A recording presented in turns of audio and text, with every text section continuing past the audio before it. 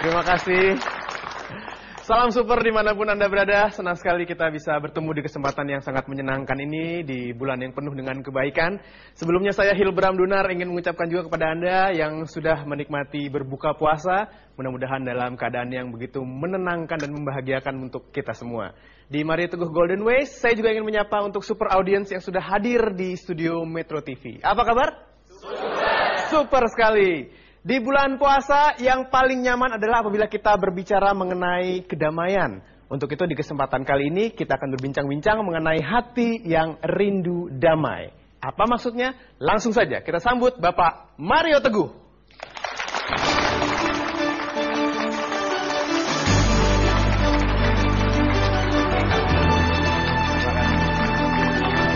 Silakan duduk.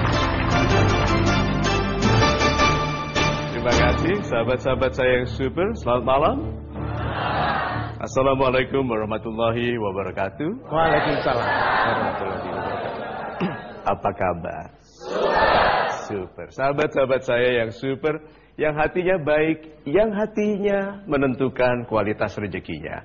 Kita bertemu malam ini dalam program yang cantik, Hati yang Rindu Damai. Izinkan saya memulai dengan pertanyaan. Apakah ada perasaan agak letih gitu bahwa kok kedamaian ini harus sesuatu yang diupayakan terus-menerus? Ada perasaan seperti itu?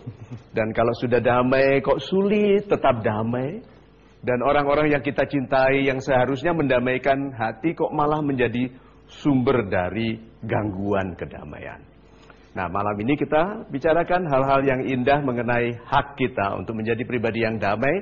Apa saja yang kita bisa capai dalam kedamaian itu. Dan mudah-mudahan kita semua malam ini terlibat dalam pemikiran yang aktif untuk menjadikan kita pribadi-pribadi dengan hati yang damai. Gitu. Terima kasih Pak Mario. Pertanyaan pertama mungkin datang dari saya. Ketika kita berbicara mengenai sebuah kedamaian. Ya. Banyak di antara kita yang berpikir bahwa hidup itu harus mewah, harus bahagia, harus kaya, harus sehat. Tapi bagaimana dengan hidup yang harus damai? Damai ini seperti apa sih Pak? Oke, begini ya. Kita jangan masuk dulu ke damai itu apa. Karena ternyata setiap orang sudah memiliki konsep mengenai kedamaian itu apa. Hanya mengapa kok kita sulit damai? Bagaimana kalau kita masuk ke bakatnya dulu? Ke kemampuannya, karena ada orang yang berbakat untuk damai, mampu damai, dan ada yang tidak. Tidak ada nasihat apapun, firman apapun yang bisa mendamaikannya. Ada orang yang seperti itu. Yuk kita kembali kepada kemampuan dasar bahwa kita berbakat untuk menjadi pribadi yang damai dan kuat. Jika kita tegas menyikapi yang kecil sebagai yang kecil, dan menyikapi yang besar sebagai yang besar. Kita itu sering menyikapi yang kecil dengan reaksi seperti itu yang besar. Lihat itu. Cek pertengkaran-pertengkaran kita di rumah. Besar nggak itu? Apakah itu mengenai perdamaian dunia? Bukan. Kadang-kadang lupa bilang terima kasih. Diberikan hadiah oleh istri tidak dibuka bungkusnya. Istri itu paling senang kalau belikan baju kita, dia itu dibuka cepet-cepet dipakai. Itu dipakai terus nggak mau dilepas gitu. Sampai mau tidur nggak mau dilepas, itu istrinya senang bukan main. Iya toh? Nah, banyak sekali di keluarga, di hubungan kita dengan guru, dengan sesama itu tidak damai karena kita salah menyikapi. Yang kecil disikapi sebagai yang besar seperti penghormatan, kejujuran, amanah itu disikapi dengan santai. Mungkin yuk kita ulangi. Kita ini berbakat menjadi pribadi yang damai dan kuat kalau kita tegas menyikapi yang kecil sebagai yang kecil dan yang besar sebagai yang besar. Gitu. Super Pak Mario. Sangat menarik sekali konsep yang Pak Mario jelaskan kepada kita tentang arti sebuah kedamaian. Baik, saya akan langsung memberikan kesempatan kepada super audience di studio yang ingin bertanya. Silakan. Siapa yang ingin bertanya? Silakan, Ibu. Salam super Pak Mario. Salam super. Nama saya Litra dari Bekasi. Pak Mario, saya mau menanyakan, menurut Pak Mario mana yang harus menjadi prioritas? Apakah berdamai dengan diri sendiri terlebih dahulu atau berdamai dengan orang lain? Dan apakah korelasi antara keduanya? Terima kasih. Super sekali. Terima kasih Ibu Litra. Sahabat Indonesia yang super, apakah kita bisa berdamai dengan diri sendiri Kalau anak-anak marah kepada kita, gurunya anak-anak marah kepada kita, mertua marah kepada kita, kemudian istri atau suami marah kepada kita, bisa damai? Bisa, kalau kita mati rasa. So, syarat kalau kita mau menjadi pribadi yang damai adalah pribadi yang menyadari kehadirannya mendamaikan orang. Kalau kita hadir di satu lingkungan, lingkungan itu jadi damai. Itu kalau pemimpin, lurah ya, lurah diangkat, lalu dusunnya damai. Itu pribadi yang damai, yang kedamaiannya kuat sampai mendamaikan orang lain. Jadi ada kota yang dikenal sangat anarkis, itu orang-orangnya kasar. Lalu gubernurnya datang baru. Lalu mahasiswanya tidak berantem, siswa SMA-nya tidak tawuran, buruh tidak merusak pabrik. Itu berarti gubernurnya damai dan kekuatan kedamaiannya besar sekali sampai mendamaikan orang lain. Jadi kalau begitu, kedamaian itu yang penting bukan apakah Anda damai atau tidak, tapi apakah kehadiran Anda mendamaikan orang lain. Itu.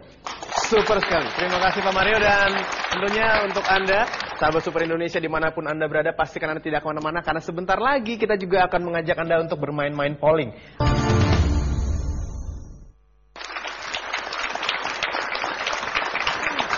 Ya, kita lanjutkan lagi tentunya Mario Teguh Golden Ways bersama saya Hilbram Dunar. Kita masih terus membahas mengenai hati yang rindu damai.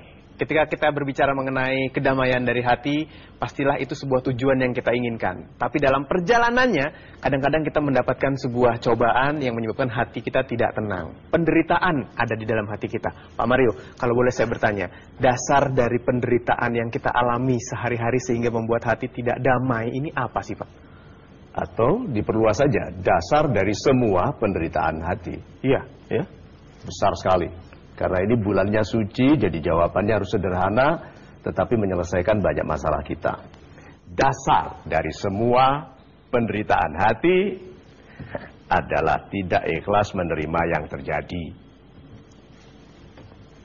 Cek semua penderitaan hati Anda, karena tidak ikhlas menerima yang terjadi. Padahal tidak ada yang terjadi yang bukan karena izin Tuhan. Kok bisa makhluk ciptaan Tuhan memprotes yang diizinkan terjadi oleh Tuhan? Pantas tidak damai. Ya. Jadi kalau begitu orang yang ikhlas sekali menerima, contohnya saja, rumahnya roboh. Ayo, sikapnya apa biasanya orang? Pegang kepala. Perhatikan orang yang nendang bola meleset apa? Pegang kepala. Perhatikan itu. Terus, nah di situ bedanya. Ada yang meronta-ronta, memprotes dengan tidak anggun. Ada yang bilang, astagfirullahaladzim, pasti ada yang Tuhan maksudkan dari rubuhnya rumahku. Coba kalau setiap jiwa bereaksi seperti itu, ya, hilang kecopetan. Astagfirullahaladzim, ini pasti ada sesuatu yang diajarkan kepadaku karena tidak hati-hati. Kalau seandainya kita menyikapi yang terjadi dengan ikhlas, bahwa apapun yang terjadi adalah pemberitahuan untuk memperbaiki diri, sebetulnya kita berbahagia kalau ada kejadian. Baik kejadian itu baik atau buruk, karena, dengarkan ini, keburukan yang terjadi tetapi menjadikan kita lebih baik adalah kebaikan. Kebaikan yang menjadikan kita berlaku buruk kepada orang lain menjadi keburukan. Kalau begitu, keadaan itu terjadi untuk kita sikapi dengan baik agar kita menjadi pribadi yang lebih baik apapun yang terjadi. Itu. Super sekali, Pak Mario. Berikutnya boleh kita mendapatkan super point dari Pak Mario? Yes, sahabat Indonesia yang super. Yuk kita masuk dulu lagi ke opening pointers tadi. Waktu saya mulai program bersama Mas Hilbram, kita berbakat untuk menjadi pribadi yang damai dan kuat jika kita tegas. Ini banyak orang tidak tegas. Menyikapi yang kecil sebagai yang kecil dan yang besar sebagai yang besar. Mulai dari sekarang, lambatkanlah reaksi. Kita itu bereaksi cepat. Mengerti tidak mengerti, kita marah dulu. Kecewa dulu, protes dulu, sedih dulu. Lambatkanlah reaksi. Orang anggun itu lambat reaksinya. Wanita yang anggun kalau dipanggil, Mbak Susan, ya. Lihat. Perhatikan tuh wanita-wanita yang tidak begitu berkelas kalau dipanggil, mulainya cepat sekali. Belajarlah untuk bereaksi lebih anggun. Jadi kalau begitu, definisi kebahagiaan. Kebahagiaan adalah kegembiraan dalam perasaan damai yang penuh kesyukuran. Berarti ada berapa komponennya? 3. Gembira. Orang bahagia tidak mungkin tidak gembira. Tapi tidak semua orang gembira bahagia. Kenapa? Tidak damai. Gembira karena mencuri, tidak damai. So, 2. Gembira dan damai yang penuh kesyukuran. Berarti kegembiraannya karena hadiah dari Tuhan. Damai karena adil. Karena jujur, tidak melanggar hak orang lain.